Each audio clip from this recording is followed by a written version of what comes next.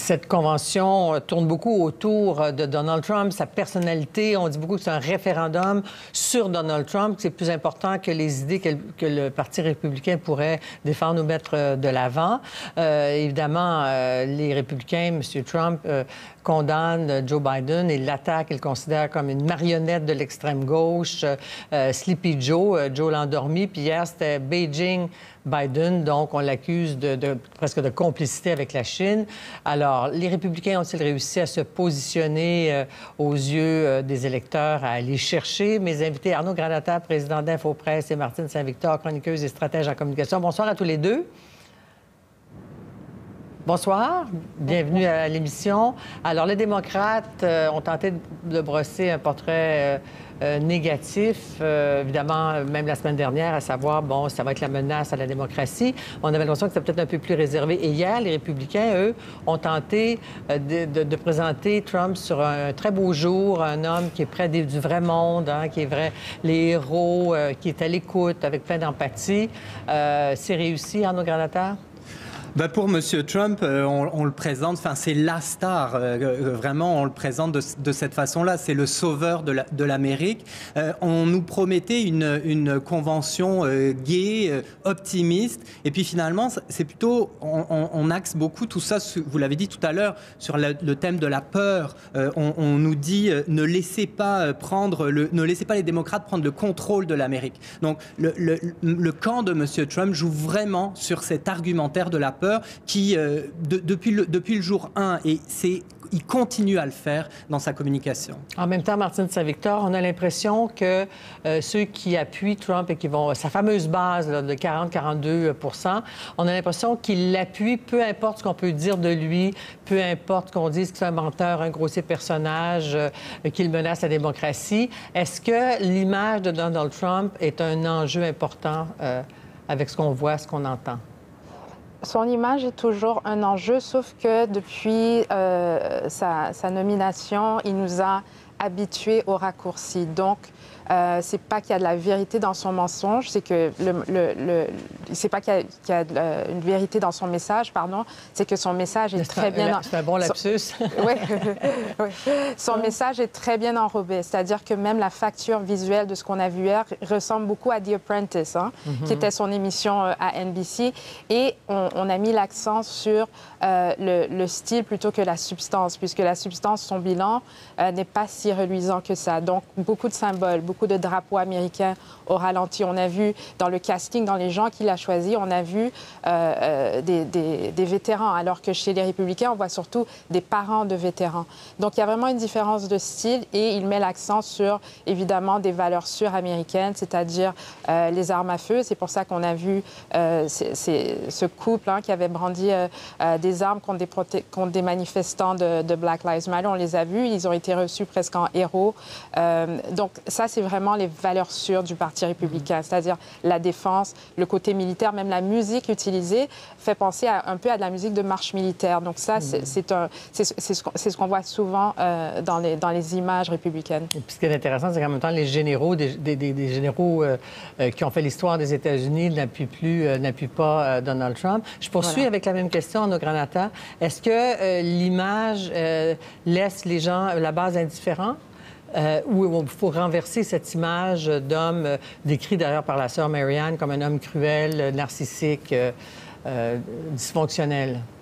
Mais moi, je pense qu'il continue de parler à sa base. Et puis, Donald Trump, avant d'être un homme politique, c'est surtout un redoutable publicitaire et un homme d'affaires qui vend, dans le fond, ses messages politiques un peu comme on vendrait des paquets de cigarettes. Hein. Les publicitaires sont très au fait de ce genre de technique, c'est-à-dire on prend des raccourcis, on joue énormément sur certains clichés et on répète et on répète et on répète le message jusqu'à ce qu'on ait la sensation qu'il soit sincère, qu'il soit vrai. Et je pense que Donald Trump continue de parler à sa base de façon très forte, et ça fonctionne.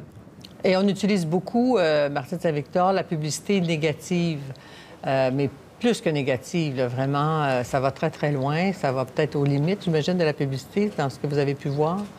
En fait, c'est pas oui, négative et mensongère aussi, et on le voit dans la couverture de la convention. Hier, dans certains réseaux américains, ils ont été obligés d'interrompre la diffusion en direct pour revenir et dire on a l'obligation de faire une vérification de faits et de vous le dire, tellement qu'il y avait des messages mensongers. Donc évidemment, il y a les attaques.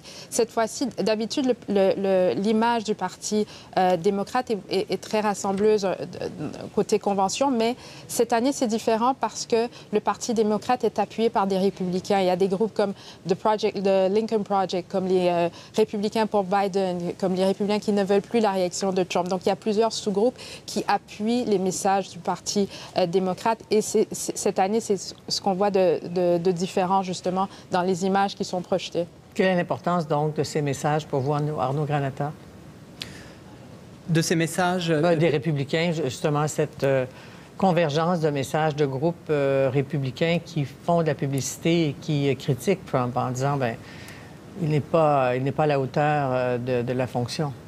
Ben, c'est sûr que ce sont des messages qu'il critique, mais moi je pense que tout ça, ça a très peu d'impact dans le fond, parce que le ton de Donald Trump il est tellement sûr de lui, il est tellement certain, même dans ses mensonges les plus profonds, qu'il finit quand même, je crois, par faire passer le message qu'il veut faire passer. Et je crois que c'est quand même une stratégie de communication, certes un peu diabolique, mais qui finit par fonctionner. Ah oui, même en s'attaquant aux capacités mentales de Joe Biden avec... Mais c'est un couteau à double tranchant, c'est-à-dire qu'il peut à la fois plaire à sa base et avoir l'image d'un homme convaincu, convaincant, et en même temps, ça peut aussi se retourner contre lui parce qu'il va trop loin, mais ça, c'est un petit peu tôt encore, je pense, pour le dire.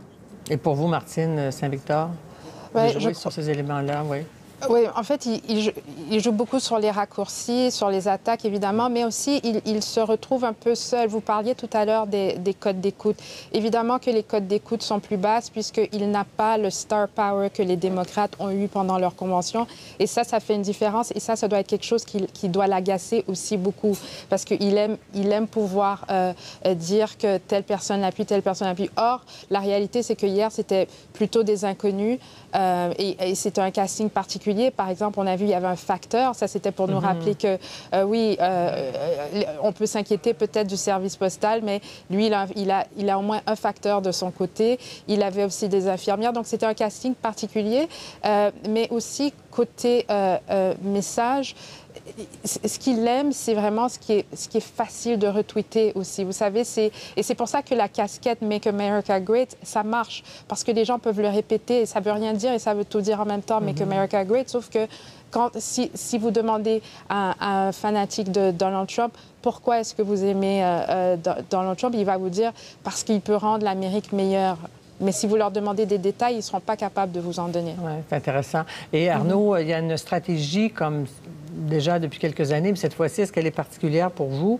Il y a une campagne de Donald Trump sur les réseaux sociaux, une série de vidéos pour encourager des gens à devenir des armées pour servir Donald Trump, des soldats virtuels un peu, pour propager le message, pour recruter des troupes, etc.